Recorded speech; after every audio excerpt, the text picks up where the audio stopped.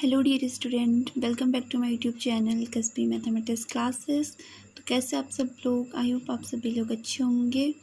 Okay, तो आज हम स्टार्ट करेंगे आपकी न्यू एक्सरसाइज 6.3 चैप्टर 6 की। ठीक है, चैप्टर का नेम है आपका एप्लीकेशन ऑफ डेरिवेटिव्स एंड इसमें जो हम पढ़ेंगे उसमें टॉपिक है स्पर्शरेखाएँ और अभिलंब। ओके, टेंजेंट्स एंड नॉर्मल्स है टॉपिक। तो चलिए वीडियो स्टार्ट करने से पहले मेरे चैनल को लाइक शेयर और सब्सक्राइब कर दीजिए। तो चलिए करते हैं। अभी देखिए इसमें जो टॉपिक है वो है स्पर्शरेखा और अभिलंब। तो पहले हम पढ़ेंगे इससे रिलेटेड जो प्रवणता होती है, तो प्रवणता को बोलते हैं इंग्लिश में स्लोप। तो जैसे ये होता है किसी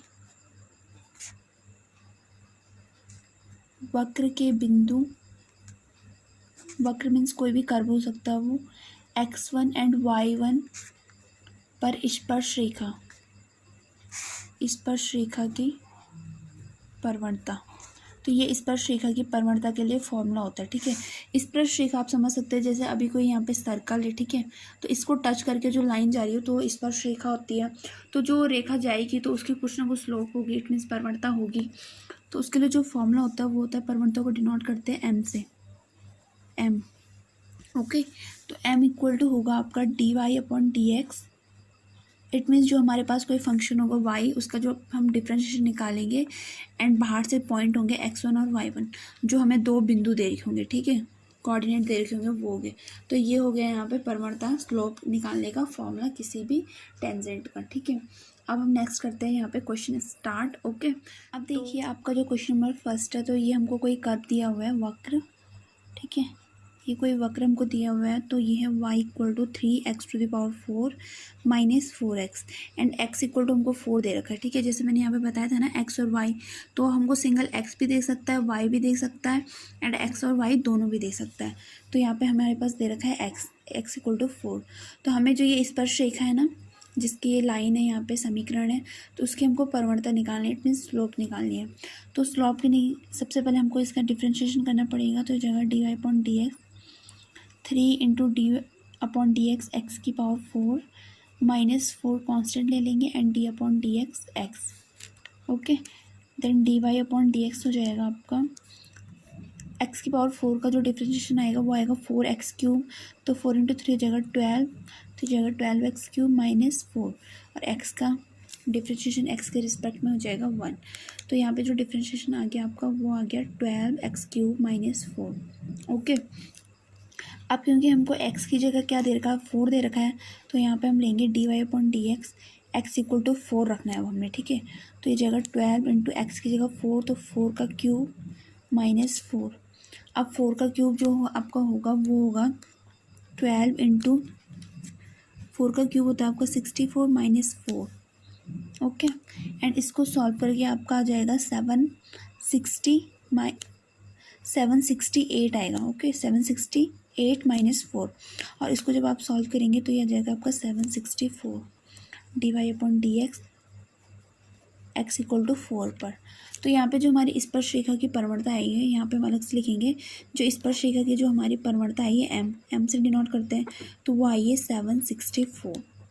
ओके, तो ये हो गया आपका यहाँ पे क्वेश्चन नंबर 1 सॉल्व। अब देखिए जो नेक्स्ट क्वेश्चन आपका क्वेश्चन नंबर 2, तो इसमें हमारे पास जो y दिया हुआ है, वक्र इट मीन्स कर्व दिया हुआ है y इक्वल टू x-1/x-2, और यहाँ पे कंडीशन दी हुई है x does not equal to 2।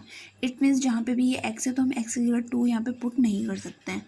ठीक है, हमें x की जगह जो पुट करना है वो करना है x इक्वल टू 10। तो सबसे पहले वही है सेम कंडीशन कि हमको इसका डिफ्रेंशिएशन करना पड़ेगा। तो जगह dy/dx equal to d/dx x-1/x-2। Okay, तो ये जगह dy/dx इक्वल्स टू, यहाँ पे फॉर्मूला यूज़ हो रहा है d/dx u/b वाला। ठीक है, तो मैं u की जगह है यहाँ पे x-1 एंड b की जगह यहाँ पे x-2। तो u बोलूँगी तो x-1 और b बोलूँगी तो x-2। तो इसका जो फॉर्मूला होता है वो होता है b × u' minus u × b'। Okay, and upon हो जाएगा x-2 का होल स्क्वायर। ओके, तो जाएगा आपका dy/dx equal to x minus two, और जब इसका हम डिफ्रेंशिएशन करेंगे तो एक्स का तो 1 हो जाएगा और 1 का 0, तो 1 माइनस 0 1 ही आता है, तो इसमें कुछ भी नहीं होगा और ये हो जाएगा एक्स माइनस 1, और सेम इज जैसा इसका डिफ्रेंशिएशन हुआ इसका भी ऐसे ही हो जाएगा, एंड अपॉन में आ जाएगा आपका एक्स माइनस टू का होल स्क्वायर।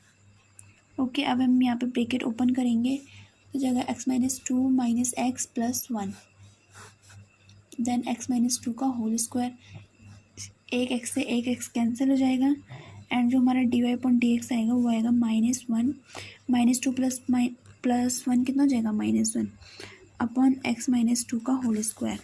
ओके, ये आ गया आपका d y upon d x, and अब क्योंकि हमको एक्स की वैल्यू दी है वो है x equal to 10, x equal to 10 पर हमने स्लोप निकालना है, ठीक है, तो जाएगा -1 10 माइनस 2 का होल स्क्वायर, तो 10 माइनस 2 कितना होता है 8, एंड 8 का स्क्वायर 64, तो यहाँ पे जो हमारी यहाँ पे प्रवणता आई है वो आ गई, यहाँ पे स्लोप आई है -1 अपॉन 64। ओके, इस वाले कर्व की। तो ये हो गया आपका यहाँ पे क्वेश्चन नंबर 2 सॉल्व। नेक्स्ट करते हैं आपका क्वेश्चन नंबर 3। अब देखिए जो आपका यहाँ पे क्वेश्चन नंबर 3 है, तो इसमें जो हमारे पास y दिया वो है x cube minus x plus 1। Okay, and यहाँ पे जो x की वैल्यू, x की जगह जो हमने रखना है वो रखना है 2। तो सबसे पहले डिफ्रेंशिएशन निकालेंगे, ठीक है, यह d upon d x x cube minus d upon d x x plus d upon d x 1, तो ये जाएगा d y upon d x equals to d upon d x x cube हो जाएगा आपका 3x स्क्वायर -1 एंड इसका 0, ठीक है। तो अब x इक्वल टू 2 पर हमने स्लोप निकालनी है, तो d y upon d x x equal to 2, तो 3 इंटू 2 का स्क्वायर कितना हो जाता है 4, तो 4 2 का स्क्वायर 4, तो 4 इंटू 3 हो जाएगा आपका 12 माइनस 1, एंड 12 माइनस 1 कितना होता है आपका 11। तो यहाँ पे जो हमारी स्लोप आ गई है, प्रवणता आ गई है स्पर्श रेखा की, पूरा लिखेंगे, ठीक है, स्पर्श रेखा की प्रवणता m इक्वल टू 11। तो ये तो हो गया आपको यहाँ पे क्वेश्चन नंबर 3 भी सॉल्व। नेक्स्ट करते हैं क्वेश्चन नंबर 4।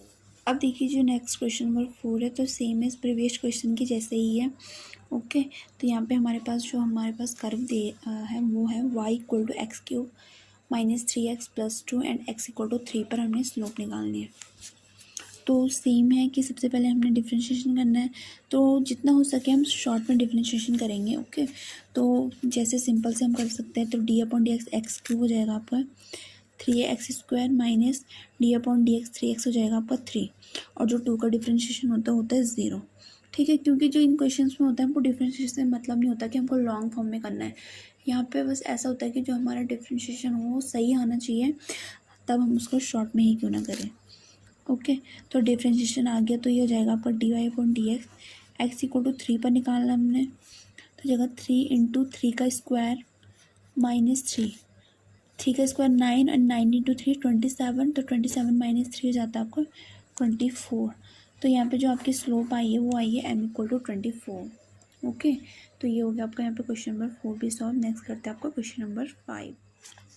अब देखिए जो आपका नेक्स्ट क्वेश्चन है क्वेश्चन नंबर 5, तो उसमें दे रखा है हमारे पास x equal to a cos cube theta and y equal to a sine cube theta, ठीक है, और थीटा की जो वैल्यू है वो है π/4।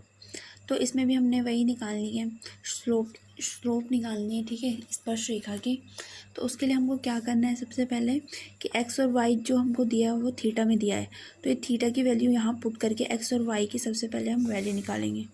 ओके, तो सबसे पहले यहाँ पे रखेंगे x equal to a cos theta का होल क्यूब लिख सकते हैं हम इसको, देन हो जाएगा x equal to a cos theta की जगह आपका π/4, कॉस π/4 का होल क्यूब हो जाएगा, एंड ये आ जाएगा आपका जो कॉस π/4 उसकी वैल्यू होती है वो होती है 1/√2, एंड 1/√2 का जब क्यूब करेंगे तो वो आएगा 2√2, ठीक है। तो ये आ जाएगा आपको सॉल्व करके a/2√2। अब ये तो निकाल दिया हमने। अब नेक्स्ट क्या निकालना हमने, यहाँ पे y की वैल्यू निकालनी है। ये जो वैल्यू हमारे पास आई है ये आई है x की, तो नेक्स्ट यहाँ पे y equal to a sine cube theta. Okay, तो इसको हम लिख सकते हैं y equal to sine theta का होल क्यूब, ये भी सेम है as a y, and theta की जगह π/4 रखना हमने, साइन π/4 का होल क्यूब। तो साइन π/4 का मतलब होता है साइन 45। ओके, तो साइन 45 की वैल्यू भी वही होती है जो कॉस 45 की होती है, वो होती है 1/√2 और 1/√2 का जो क्यूब होगा वो होगा 2√2। तो इसको लिख देंगे हम a/2√2। तो x और y दोनों की वैल्यू क्या आ गई हमारे पास सेम, ठीक है। तो जो ये x और y की जो हमारे पास वैल्यू आती है तो ये बनता है स्पर्श बिंदु, टेंजेंट पॉइंट, ठीक है। इसको लिख देंगे हम a/2√2 a/2√2, ठीक है। तो ये हो गया आपका। अब नेक्स्ट क्या करना है हमने, जो हमारे पास यहाँ पे जैसे दे रखा है x और y दे रखा है, ठीक है। तो इनका सबसे पहले हमको करना है डिफ्रेंशिएशन। तो पहले x का करेंगे, x इक्वल टू है a cos क्यूब थीटा। तो इसको cos थीटा का होल क्यूब भी लिख सकते हैं। तो क्योंकि इसमें जो अभी वेरिएबल है वो है थीटा, तो थीटा के रिस्पेक्ट में डिफ्रेंशिएशन होगा dx/d थीटा। a इसमें कांस्टेंट है, ओके। तो जगह d/d थीटा cos थीटा का होल क्यूब, ओके। तो ये जाएगा पर dx/d theta equal to a and d theta d/d theta. अगर इसको हम x मान लें थोड़े टाइम के लिए, तो x क्यूब वाला फॉर्मूला लग रहा है जो होगा 3x, x की जगह cos थीटा है 3x² एंड p क्योंकि वो कंप्लीट x नहीं है तो x की जगह हम रखेंगे cos थीटा, ओके। ये सब तो आपने डिफ्रेंशिएशन में सीख ही रखा है। तो ये जाएगा पर 3a, इसको हम लिख देंगे cos² theta and cos theta का जो डिफ्रेंशिएशन होता है वो होता है माइनस साइन थीटा, ठीक है। तो माइनस लगा दिया हमने यहाँ पे आगे। अब देखिए सॉरी dx/d थीटा तो आपका आ चुका है, तो इसको हम रिवर्स में लेंगे क्योंकि इस तरह के जो क्वेश्चन थे वो आपने 5th वाले चैप्टर में डिफ्रेंशिएशन में पढ़े हुए हैं, ठीक है, कि ये कैसे करना है। तो पहले तो इसको रिवर्स में ले लेते हैं, वो मैं आपको बाद में बताती हूँ कि ऐसे हमने क्यों किया है। ये हो जाएगा 3a cos² theta into sine theta. अब नेक्स्ट हमारे पास y equal to a sine cube theta, इसका डिफ्रेंशिएशन निकालते हैं, ओके। तो ये जाएगा y equal to a sine cube theta, तो इसको लिखेंगे साइन थीटा का होल क्यूब। तो जगह dy/d थीटा a कांस्टेंट है, तो डिफ्रेंशिएशन होगा साइन थीटा का होल क्यूब का, ओके। सेम इज प्रीवियस के जैसे ही है ये भी। तो d/d थीटा एक्स क्यूब, तो ये हो जाता है आपका 3 sin² थीटा और साइन थीटा का दोबारा से डिफ्रेंशिएशन होगा। तो ये जाएगा आपका dy/d theta equal to 3a sin² theta and sine theta का डिफ्रेंशिएशन हो जाता है आपका cos थीटा, ओके। अभी dy/d थीटा भी हमारा आ चुका है, लेकिन हमको चाहिए कि हमारे क्वेश्चन में dy/dx। तो अभी तो वेरिएबल थीटा में, तो इसके लिए फॉर्मूला बनता है dy/d थीटा इंटू d थीटा/dx, क्योंकि जब यहाँ से d थीटा कैंसिल होगा तो dy/dx ही बचेगा हमारे पास, ठीक है। तो अब आपको याद आ रहा होगा कि हमने ये चैप्टर 5th में पढ़ा है। इस तरीके की एक्सरसाइज कंप्लीट है एक। तो ये जगह dy/d थीटा की वैल्यू हमारे पास ये है 3a sin² theta into cos theta into और d थीटा/dx की वैल्यू क्या हमारे पास -1/3a cos² theta into sine theta, okay. तो अब देखिए हमारे पास यहाँ पे कुछ कैंसिल हो रहा है, वो हो रहा है 3a से 3a, ओके। फिर एक साइन थीटा से एक साइन थीटा और एक कॉस थीटा से एक कॉस थीटा। तो हमारे पास यहाँ पे क्या बचा -1 तो ऊपर है ही, इसके साथ है यहाँ पे एक साइन थीटा बचा हमारे पास एंड अपॉन एक कॉस थीटा। तो यहाँ पे जो हमारे पास सॉल्व करके आया वो आया dy/dx equal to minus sine theta upon cos theta हो जाएगा आपका tan थीटा, ओके। तो ये आ गया हमारे यहाँ पे -tan थीटा। अब dy/dx आ गया हमारा -tan थीटा। तो इसकी हेल्प से सबसे पहले निकालेंगे स्पर्शरेखा की प्रवणता। तो ये हो जाएगी dy/dx और थीटा इक्वल टू हमको पीछे दिया हुआ है π/4, ओके। तो -tan और π/4, तो -tan π/4 कितना हो जाता है यहाँ पर 10 π/4 की वैल्यू होती है 1। तो यहाँ पे हम इसको m1 पुट करेंगे, ठीक है, क्योंकि m1 यहाँ पे है स्पर्शरेखा की प्रवणता और इसी के साथ हमने दूसरी चीज़ निकालनी है यहाँ पे अभिलंब की प्रवणता, जिसको नॉर्मल्स पढ़ते हैं, ठीक है। तो अब यहाँ पे नेक्स्ट फॉर्मूला बताएंगे आपको। तो नेक्स्ट जो अभिलंब का प्रवणता होती है अभिलंब की, उसके लिए जो फॉर्मूला होता है वो होता है m1 into m2 equal to -1, okay. m1 हो गया यहाँ पे स्पर्शरेखा की प्रवणता, m2 हो गया यहाँ पे अभिलंब की प्रवणता। तो m2 एंड जो m1 है वो -1 के डिवाइड में चला जाएगा, ओके। किसी भी अभिलंब की प्रवणता निकालने के लिए हमारे पास स्पर्श रेखा की प्रवणता होनी ही चाहिए। तो यहाँ पे अभी स्पर्श रेखा की प्रवणता कितनी है आपकी -1, तो ये जगह -1/-1, तो ये जगह सॉल्व हो गया 1। ओके, तो स्पर्श रेखा की प्रवणता आ गई आपकी -1 और अभिलंब की प्रवणता आ गई आपके पास 1। ओके, तो ये हो गया आपका यहाँ पे क्वेश्चन नंबर 5 सॉल्व। ओके, आप इन क्वेश्चंस को देखिए, अच्छे से कीजिए और कहीं भी डाउट होता है तो आप मुझको पूछ सकते हैं। Okay, thank you so much.